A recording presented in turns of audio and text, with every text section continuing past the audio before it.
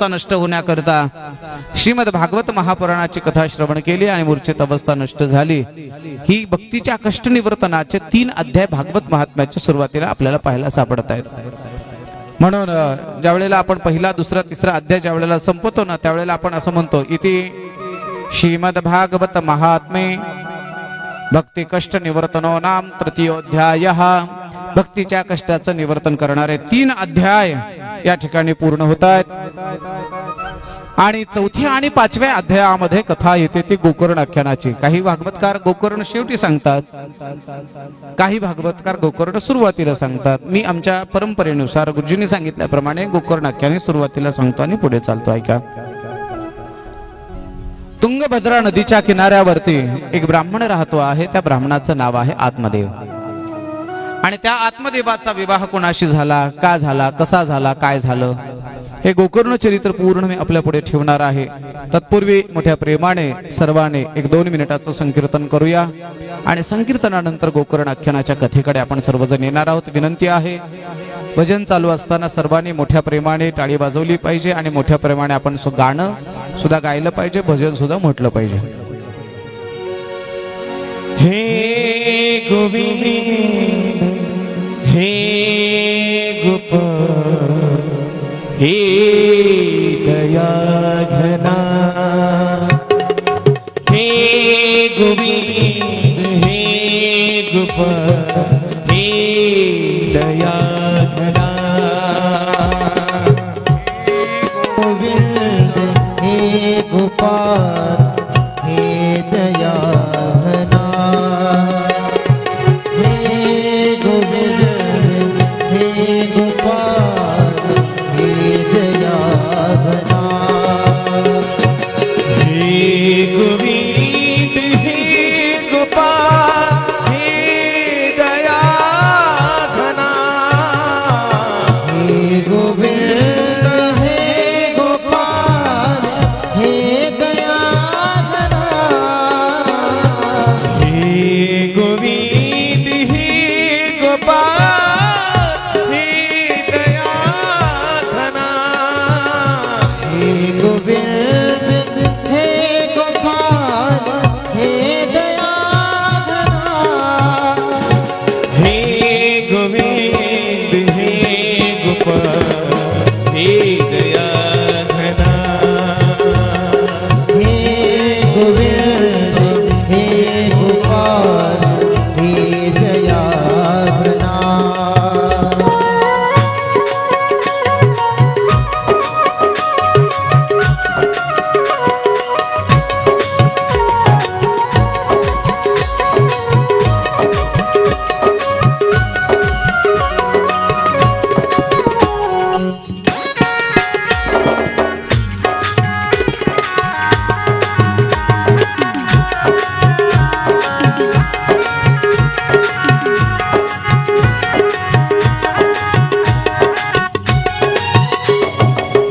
हे गोविंद हे गोपाल हे दया घना, हे गोविंद हे गोपाल हे दया घना, हे गोविंद हे गोपाल हे दया घना, हे गोविंद हे गोपाल हे दया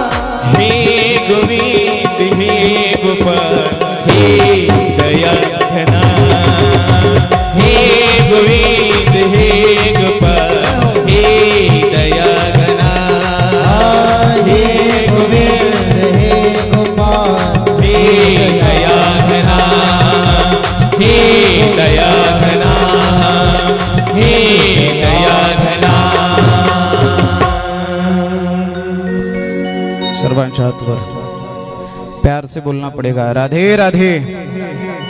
जोर से बोलना पड़ेगा, राधे राधे. आवाज नहीं आई, जोर से बोलना पड़ेगा, राधे राधे. आणखी मोठ्याने, राधे राधे.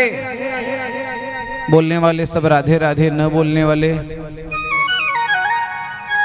कोण म्हणलं गधे गधे, नाही, वो भी सब राधे राधे. श्रीमद भागवत महात्म्याच्या 4थ्या आणि 5व्या अध्यायामध्ये गोकर्णाची कथा येते आहे. ऐका मायबाप, थोडा आवाज. तुंगभद्रा नदीच्या किनाऱ्यावरती एक ब्राह्मण आहे. तुंगभद्रा या शब्दाचा अर्थ आहे, तुंग म्हणजे अधिक, भद्रा म्हणजे कल्याणकारी, अधिकस्य अधिक कल्याण करणारी जी नदी आहे तिचं नाव तुंगभद्रा. आत्मदेव नावाचा ब्राह्मण आहे. आत्मदेव या शब्दाचा अर्थ आहे आत्म्यात ज्याचा देव आहे तो आत्मदेव. देव ज्याचा आत्मा झाला तो आत्मदेव. देवतत्व आणि आत्मतत्वातलं भिन्नत्व नष्ट झालं आणि एकत्र निर्माण झालं ही अवस्था म्हणजे आत्मदेव. बारकाईने जर विचार केला तर तुमच्या आमच्या सर्वांच्या आत्म्यामध्ये देव आहे, म्हणजे तुम्ही आम्ही सुद्धा कोण आहोत? बोला, आत्मदेव आहोत. आत्मदेव. ह्या आत्मदेवाची पत्नी, आत्मदेवाचा विवाह एका स्त्रीशी झाला, तिचं नाव आहे धुंदली. नाव लक्षात घ्या. धुंदली या शब्दाचा अर्थ आहे तर्क करणारी बुद्धी किंवा कुतर्क करणारी बुद्धी, संशय घेणारी बुद्धी, नाही ते फाटे फाडणारी बुद्धी. धुंदली बघा तुम्ही, एखाद्या माणसाने जर म्हणलं अहो आपण सप्ताह करूया, कथा कराव्या, लगेच ती तर्क करणारी बुद्धी काय म्हणते, लोक येतील का, पंक्ती भेटतील का, महाराज वेळेवर येतील का, गायक वादक भेटतील का, पैसे देतील का नाही, लोक वर्गणी देतील का नाही, म्हणजे नाही ते नाही ते. अरे करायचं ना, बस करायचं म्हणायचं, तर्क करायचंच नाही.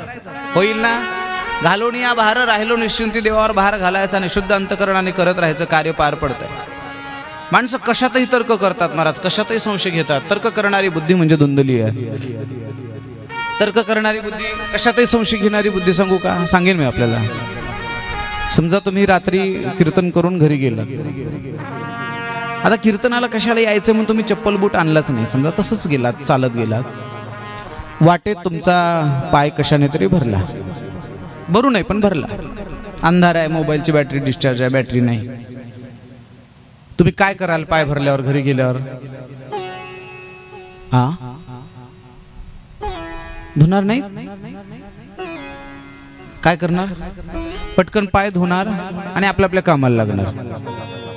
जी धुंदली असते ना, धुंदली, ती एकच विचार करत राहते, नेमकं कशाने पाय भरला असं. लाईट लावावी तर लाईट गेलेली आहे, मोबाईल डिस्चार्ज आहे, आता काय करावं, दिसत नाही नेमकं कशाने पाय भरला असेल, काही गरज आहे का कशाने का भरला असेल ना. ती धुंदली काय करते माहिती आहे, तर्क करणारी बुद्धी, जिथे पाय भरला तिथे बोट लावते. काही गरज आहे का? नाकाजवळ आणलं पण योगायोगाने त्याला झालेली होती सर्दी, आता नाकाजवळ घेऊन सुद्धा मेळ बसला नाही नेमकं कशाचा. आता मी याच्या पुढे काही खाली येणार नाही, कळलं ना तुम्हाला? बस नको त्या बाबतीमध्ये कामापेक्षा जास्त तर्क करत राहते, विनाकारण फाटे फोडत राहते. असं कुठं काय असतं का? असा विचार करणारी जी बुद्धी आहे त्या बुद्धीला म्हणायचं धुंदली. आत्मदेव परमार्थिक आहे, सात्विक आहे, पण धुंदली मात्र विचित्र आहे. गोष्ट सांगतो, बऱ्याच घरामध्ये नवरा परमार्थिक असतो पण बाई येडपट असते. तुमच्या इथं नाही, इथल्या सगळ्यात चांगल्या आहेत मावल्या. काही काही घरामध्ये माता मावल्या परमार्थिक असतात पण ही येडपट असतात बऱ्याच. आणि ज्या घरामध्ये खरं सांगतो जिथे पतीही परमार्थिक आहे आणि पत्नीही परमार्थिक आहे त्या घरासारखं आनंदी घर जगात दुसरं कोणतं नाही महाराज. काय करायचं ऐश्वर्याला? दोघेही जर जोडीने कथेला येत असतील, दोघे जण जर जोडीने पंढरपूरला जात असतील, जोडीने जर देवाची पूजा करत असतील, जोडीने जर काकडा आरती करत असतील, हरिपाठ म्हणत असतील, तर त्याच्यासारखा आनंद जगात दुसरा कोणता आहे? दोघांनी मस्तपैकी असं भजन केलं पाहिजे.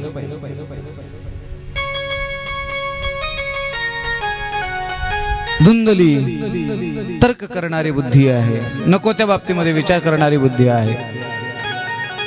अनेक दिवस झाले धुंदलीला आणि आत्मदेवाला पुत्र सौख्य नाही. काही महात्मे कथेच्या प्रवासाच्या निमित्ताने गावात आले आणि आत्मदेवाने आपल्या जीवनातलं दुःख त्या महाराजांना सांगितलं. मी मगाशी सांगितलं, दुःख कोणालाही सांगायचं नाही, पण साधू संतांना सांगितल्याशिवाय राहायचं नाही. महाराजांना सांगितलं, महाराज अनेक वर्ष झाले आमच्या विवाहाला, पण आम्हाला पुत्र सौख्य नाही, मुलबाळ नाही. त्या महात्म्याने एक प्रसादाच्या रूपाने एक फळ दिलं आणि सांगितलं, बाबा ही भगवंताची इच्छा आहे, पण कथेचा म्हणा, साधू संतांच्या सेवेचा प्रसाद म्हणून हा प्रसाद तुम्ही पत्नीला खायला द्या. धुंदलीकडे आत्मदेव आले आणि धुंदलीला सांगितलं, हे जे फळ आहे ते महात्म्याने दिलेला प्रसाद आहे, तो हे फळ खा. धुंदली तर्क करायला लागली. नेमकं त्याच वेळेला धुंदलीची बहीण तिथे आली होती आणि आलेल्या बहिणीला ती धुंदली सांगायला लागली, हे बघ, माझ्या मालकाने मला फळ दिलंय आणि फळ खाऊन कुठं काय लेकर होत असतील का? पर लेकर बी झाले तर किती अवघड आहे म्हणे त्या लेकराचं. लालने पालने दुःखम प्रसूता याश्च वर्तते वंध्यावा विधवा नारी सुखिनी चेते मे मतीही. काय म्हणते माहितीये का?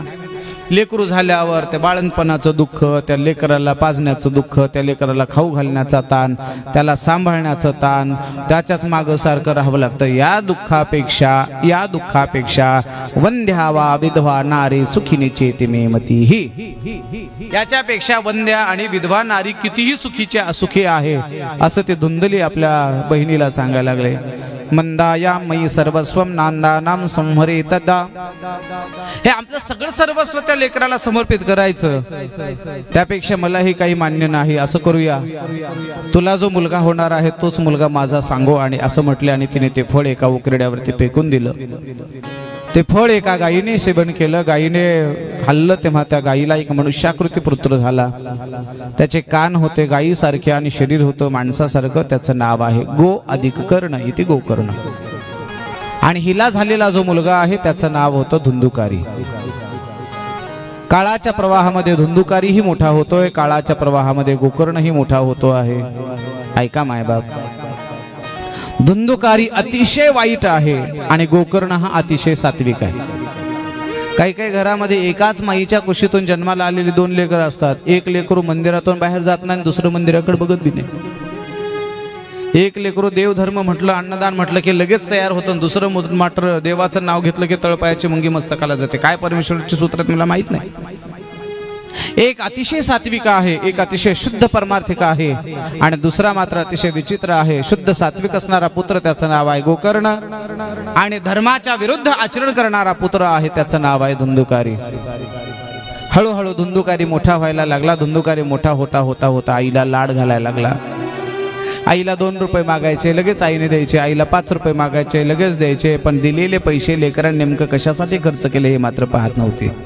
माता माऊलीने ऐका, माझी तुम्हाला हात जोडून विनंती आहे, तुमच्या पोराने जर तुम्हाला 5 रुपये मागितले तर तुम्ही 5 नाही 10 रुपये द्या, माझा त्याला विरोध नाही. पण तुम्ही दिलेले 10 रुपये त्याने नेमकं कशासाठी खर्च केले हेही पडताळून पहा. तुम्ही दिलेले 10 रुपये जर तो वाम मार्गाला घालत असेल, वाईट मार्गाला जर घालत असेल तर आज तुम्ही तुमच्या लेकराचं वाटोळं करताय. ही गोष्ट लक्षात असू द्या. छोट्या छोट्या गोष्टीकडे आईने लक्ष दिलं पाहिजे. पण मला इकडच्या आईचं माहित नाही, पण आमच्याकडच्या आईला त्या सासू सोनाच्या मालिका बघण्यातून वेळच भेटत नाही. इकडं भेटतो वेळ आईला. मला असं वाटतं की कितीतरी घरातली आई त्या टीव्हीवरची जी मालिका असते ना, त्या मालिकेचा मधला ब्रेक असतो तेवढ्या वेळा तुळशीचा दिवा लावते. आमच्या आईला जर टीव्ही बघता बघता जर देवाचा दिवा लावायला वेळ नसेल तर अशी आई लेकरांना काय घडवणार आहे, याही गोष्टीकडे थोडा विचार करण्याची गरज आहे. मायबाप ऐका, छोट्या छोट्या गोष्टी लेकराच्या पोटात घालाव्या या मताचा मी आहे. पण लेकरू जेव्हा वाया जात असेल त्यावेळेला आईने कठोर भूमिका घेणं हे सुद्धा अत्यंत आवश्यक आहे. हळूहळू गोकर्णाच्या अपेक्षा वाढल्या, विलास वाढला, घरातल्या चोऱ्या करायला लागला. घरातल्या चोऱ्या करता करता करता करता शेजारच्या चोऱ्या करायला लागला.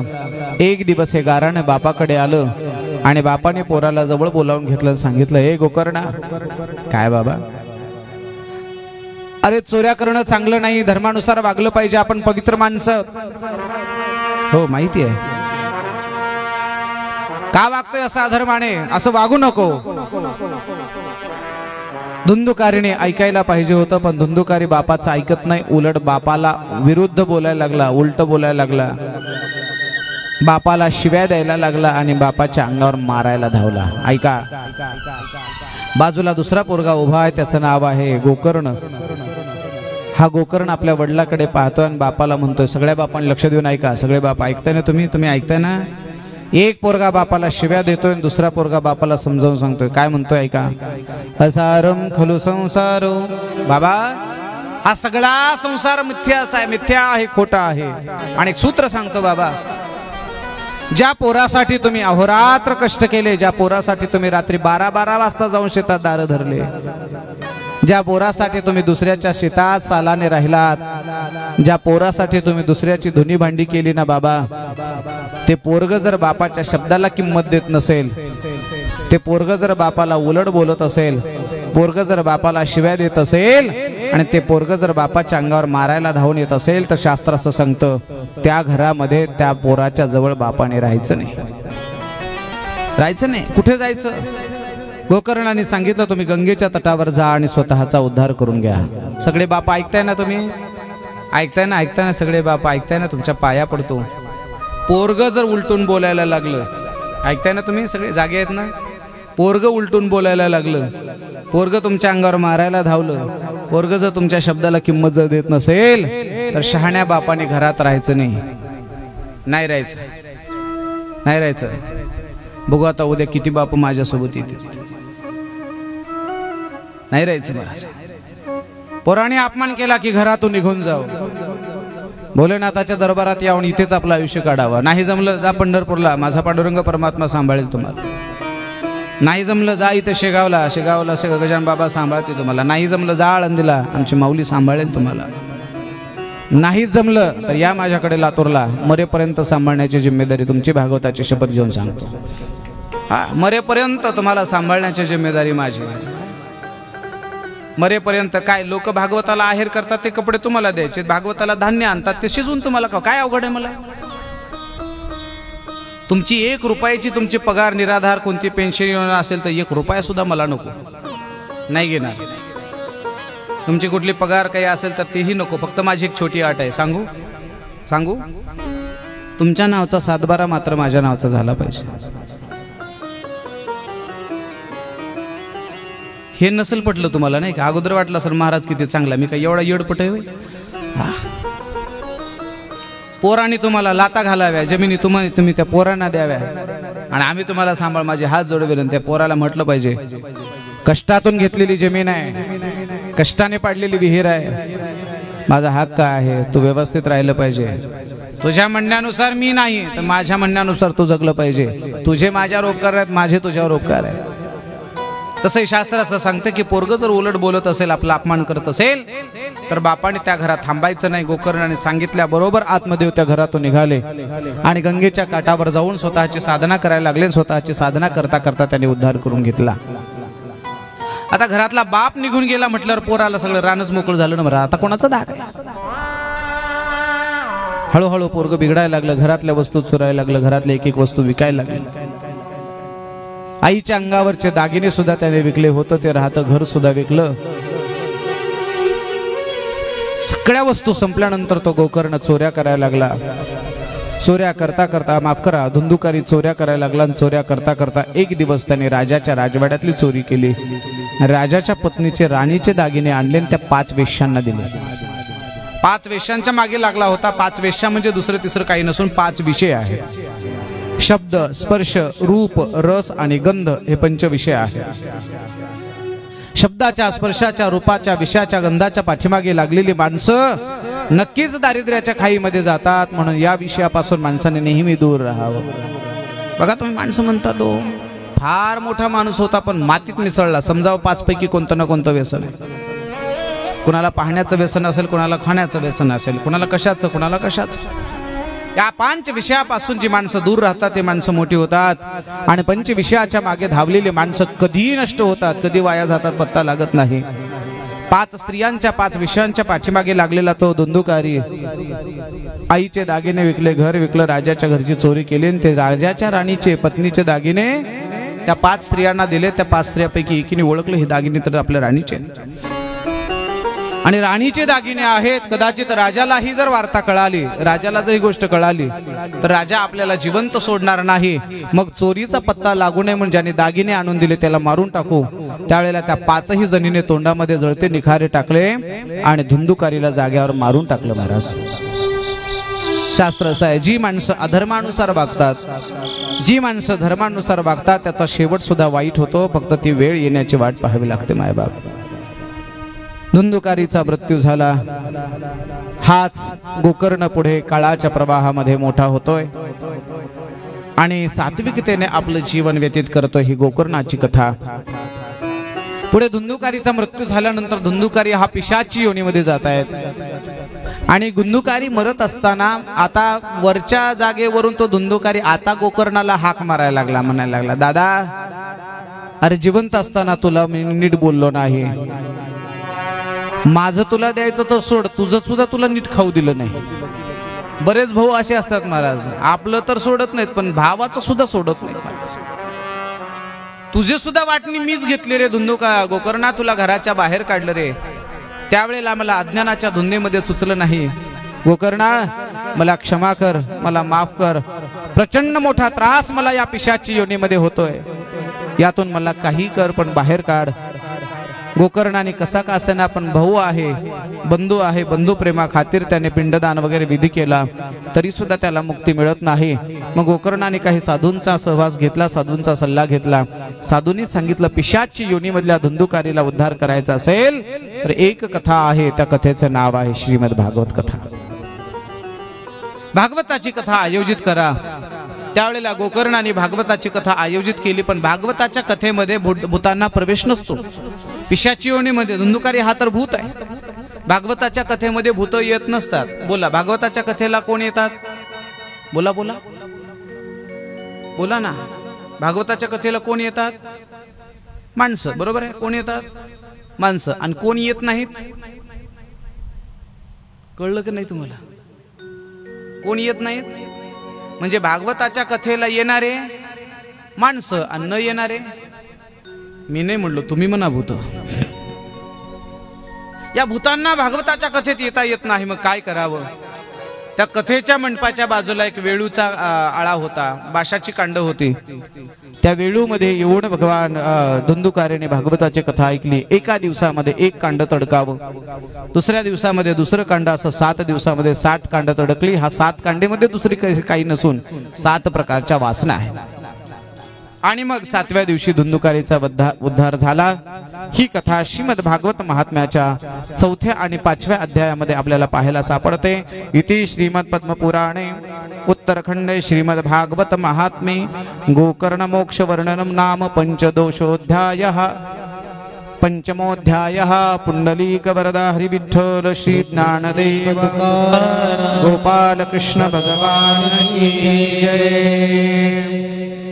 गोकर्णाख्यानाच्या कथेनंतर श्रीमद भागवत महापुराणाचा विधी कसा असावा, कथा कुणी आयोजित करावी, कशी आयोजित करावी, कोणी सांगितली, कोणाला सांगितली, का सांगितली, कुठे सांगितली, याची चर्चा आपण करणार आहोत. तत्पूर्वी मोठ्या प्रेमाने सर्वांनी 1-2 मिनिटाचं संकीर्तन करायचं आहे, भजन करायचं आहे आणि पुढे भागवताच्या सोहळ्याकडे अर्थात भागवताच्या ग्रंथाच्या महतीकडे आपल्याला जायचं आहे. श्री राधे राधे गोविंद गोविंद राधे राधे राधे गोविंद गोविंद राधे. श्री राधे राधे गोविंद गोविंद राधे. राधे राधे गोविंद गोविंद राधे. गोविंद राधे गोपाल राधे. गोविंद राधे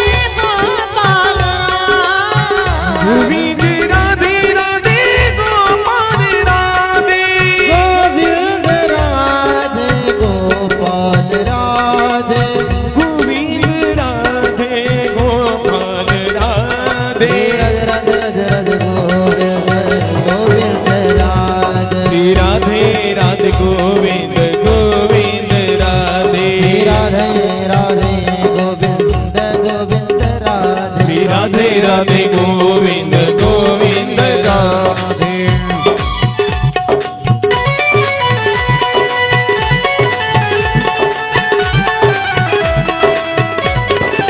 जय हो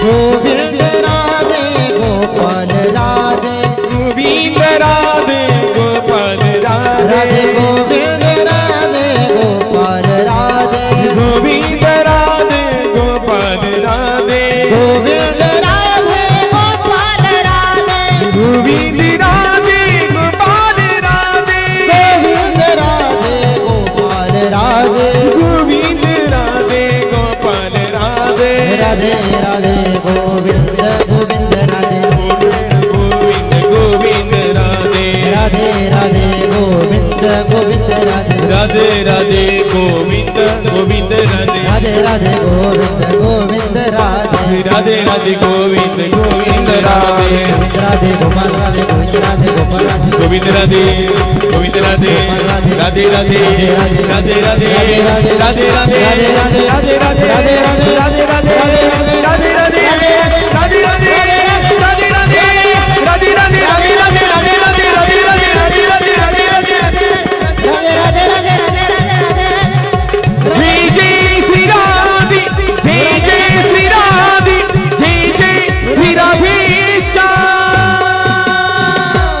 प्यार से बोलना पड़ेगा राधे राधे, जोर से बोलना पड़ेगा राधे राधे. बहुत अच्छा. एकदा या बाबांसाठी एकदा टाळ्या वाजवा तुम्ही.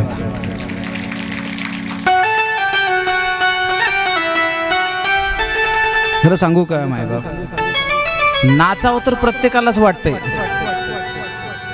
पण अडचण कुठे येते, कोण लोक काय म्हणतील ह्याच्यातच कडे आपलं चाललं. काळजी करू नका, आपल्याला नाचायचं, फक्त थोडा वेळ आहे, जरा नाचवायचं आपल्याला, सगळ्यांना नाचायचं, मस्त आनंद घ्यायचा. श्री राधे राधे गोविंद गोविंद राधे. प्यार से बोलना पड़ेगा राधे राधे. एक बार बोलो ना जोर से, राधे राधे. प्यार से बोलना पड़ेगा राधे राधे, जोर से बोलना पड़ेगा राधे राधे, दिल से बोलना पड़ेगा राधे राधे. बहुत अच्छा. श्रीमद भागवत महापुराणाच्या पहिल्या अध्यायाकडे आपण येतोय. भागवताची सुरुवात फार महत्वाची आहे. मी भागवताचा आता पहिला श्लोक गाणार आहे. तो श्लोक गायल्यानंतर मी तुम्हाला एक छोटासा प्रश्न विचारणार आहे. थोडा साधा प्रश्न आहे, त्या प्रश्नाचं उत्तर तुम्ही मला द्यायचं आहे. द्याल? श्लोक बारकाईने ऐका. जन्मादस्य तन्वयादितरतश्चार्तेष्वभिज्ञस्वराट् तेने ब्रह्मरदाय आदिकवये मुह्यन्ति यत्सूरयाः तेजोवारि मृदां यथा विनिमयो यत्र त्रिसर्गो मृषा धाम्ना स्वेन सदा निरस्तकुहकं सत्यं परमधीमहि. हा भागवताच्या पहिल्या अध्यायाचा पहिला श्लोक आहे. ऐकला ना तुम्ही सर्वांनी लक्ष देऊन? मला या श्लोकाचा अर्थ सांगा. बसलेले माणसं म्हणते, मग आम्हाला कळत असल्यावर तुला कशाला आणलं असतं? मी एवढा अवघड प्रश्न विचारणार ना, मी साधा सोपा प्रश्न विचारतो. पुन्हा एकदा श्लोक ऐका.